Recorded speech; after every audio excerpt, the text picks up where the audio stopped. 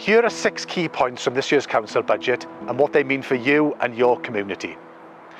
We're making a record £7 million investment into our schools. This will reduce the deficit faced across the county, ease pressure on our teachers and help pupils who need support to get the best start in life, including pupils with additional learning needs. We're also investing nearly £5 million to support adults and children with additional care needs across Port Talbot. This budget will keep grant-funded developments moving forward, from new schools to a specialist research facility supporting the steel and metals industry here in Port Talbot. We put in £100,000 into maintaining playgrounds, supporting the £2.5 million improvement programme we announced last year.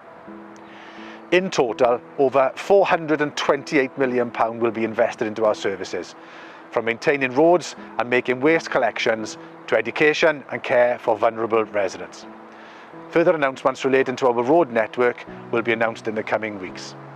We know that many families are still feeling the pressure of rising costs, and that's why we've worked hard to keep council tax as low as possible, as one of the lowest increases in Wales this year at 3.5%.